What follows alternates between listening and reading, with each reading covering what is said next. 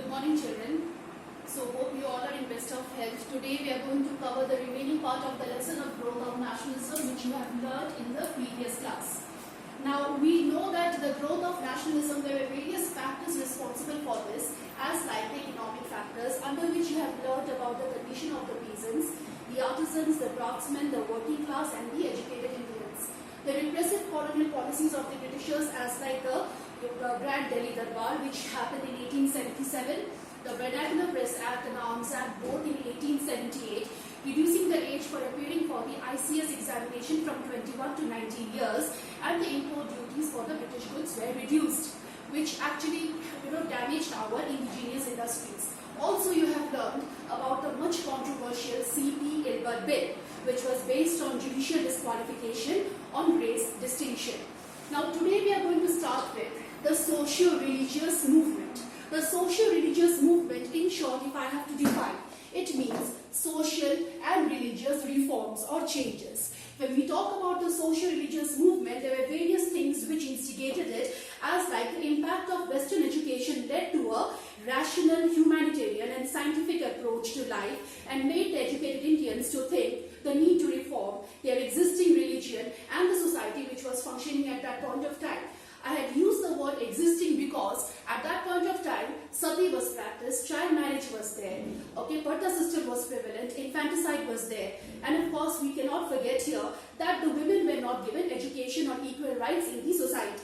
Now these reformers, the socio-religious reformers, they felt that the path to progress lay in the acceptance of the best of East and West. The birth of socio-religious reform movement touched every aspect of Indian society and seeked the abolition of caste system, parda system, child marriage, dowry system, sati and infanticide. They fought for individual liberty and most importantly for social equality.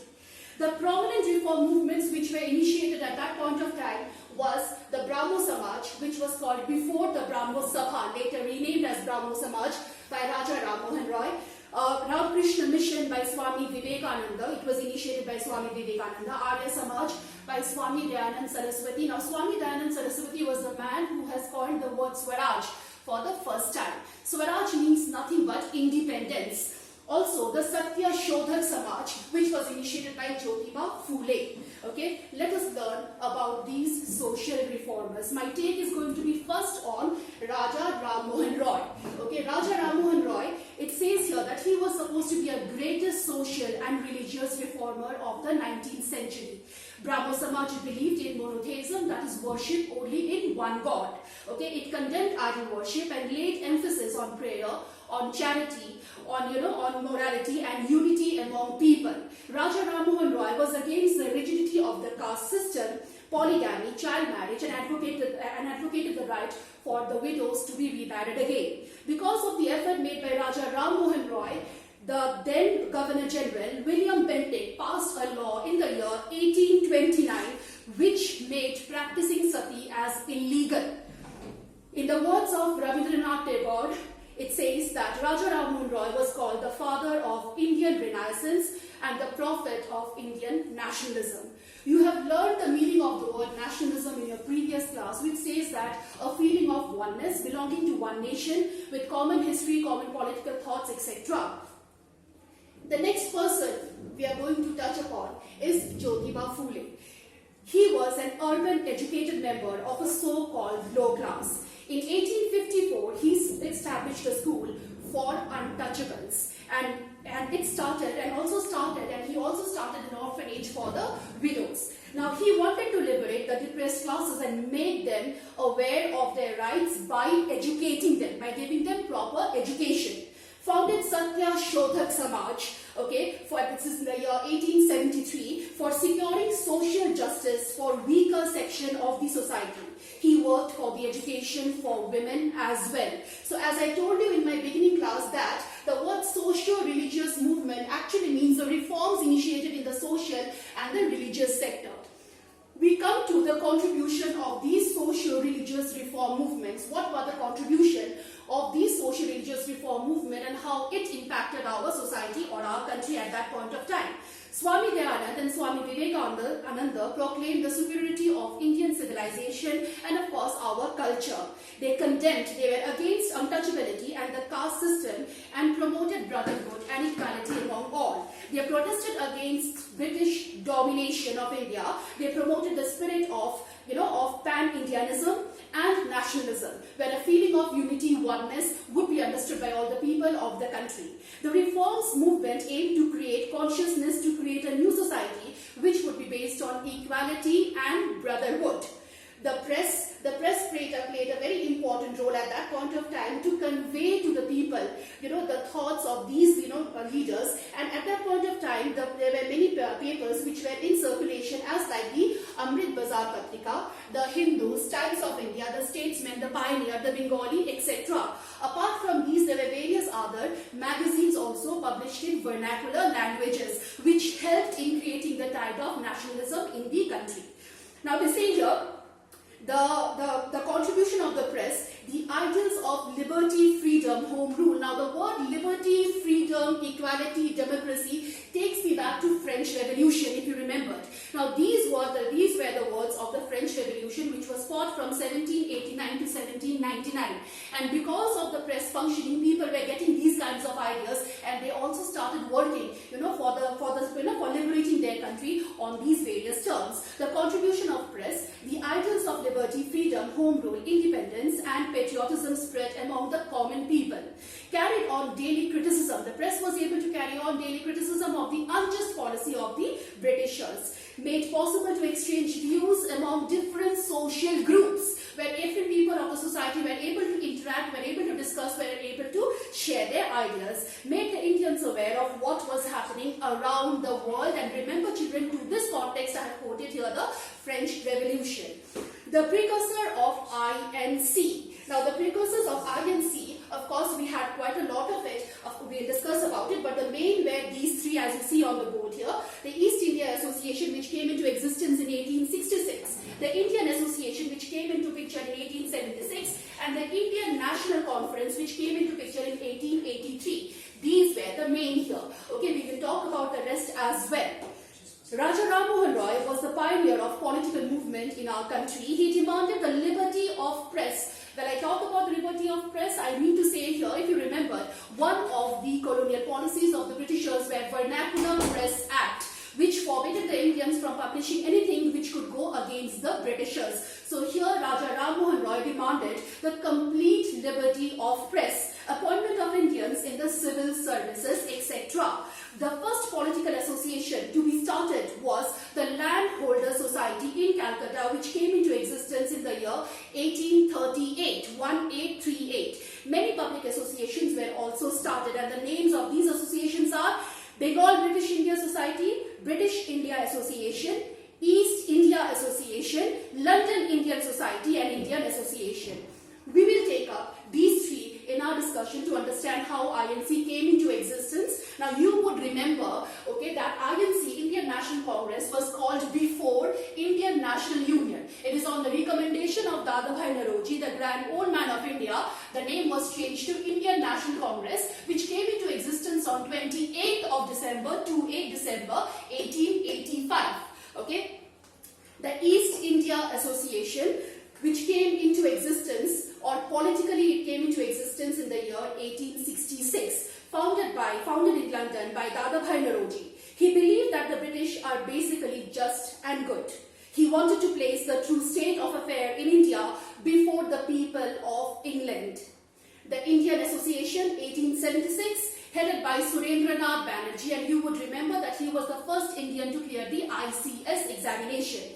Now it says the main objectives were creating of a strong body of public opinion where mass participation would be there. Interpretation, or rather we can say here where the people of the nation would be, they would be integrated in a common political interest. Promotion of friendly relations, and of course, where people will join together to launch their protest, to launch their agitation against the government.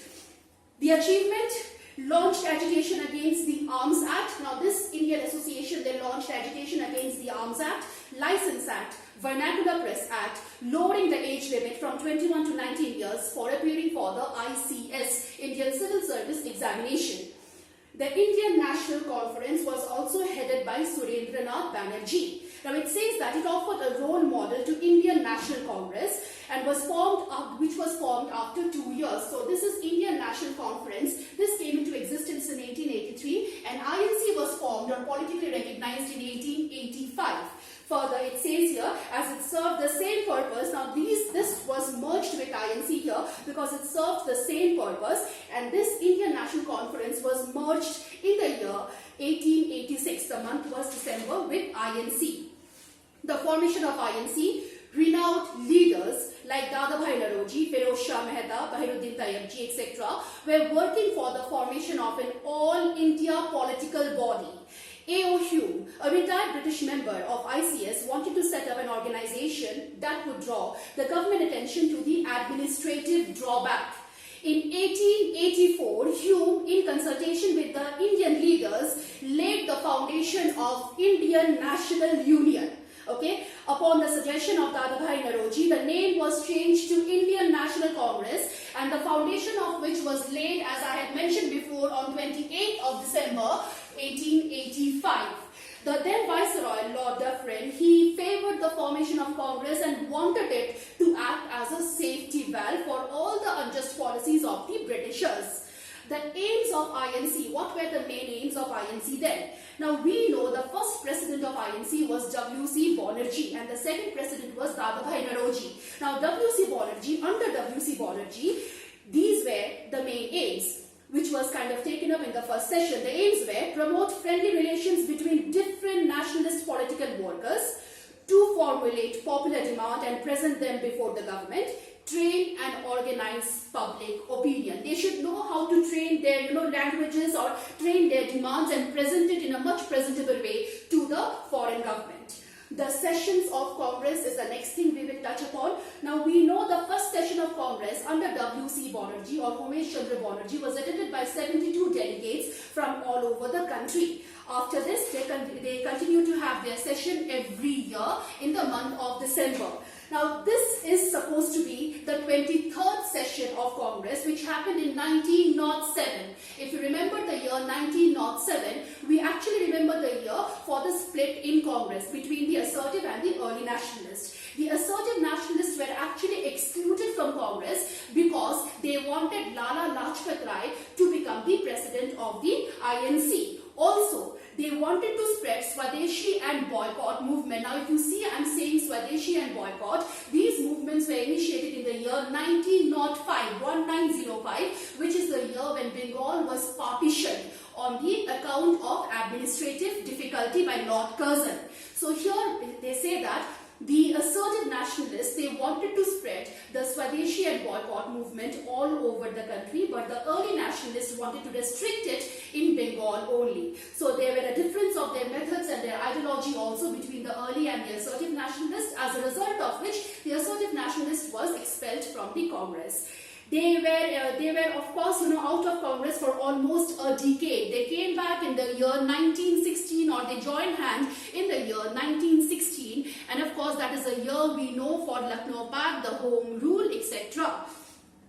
So this is the end of the lesson, growth of nationalism. What do you need to remember here? We need to remember the factors which were responsible for the growth of nationalism: the economic, the repressive policies, and the social-religious reform movement. Under the social-religious reform movement, you need to be very clear about the contribution of Raja Ram Mohan Roy, the contribution of Jyotiba Phule. You also need to be very clear about the role of press, how their ideas were communicated to the people, to the common people, the common mass. The role of press here. You also need to be very clear about the precursors of the Indian National Congress. What were they? Okay, we need to know about the Surat session, or the 23rd session of Congress, which happened in the year 1907. So this will bring us to the end of the lesson. Hope you have understood the lesson, but my sincere request to all of you will be, please read the lesson once carefully. At the same point of time, we are going to upload a worksheet for you, which you need to submit on the day of reopening to us. Please understand that you need to revise and read the concepts regularly. In case of any doubt, we are here to help you out with the same. Thank you so much. Wishing you good of health.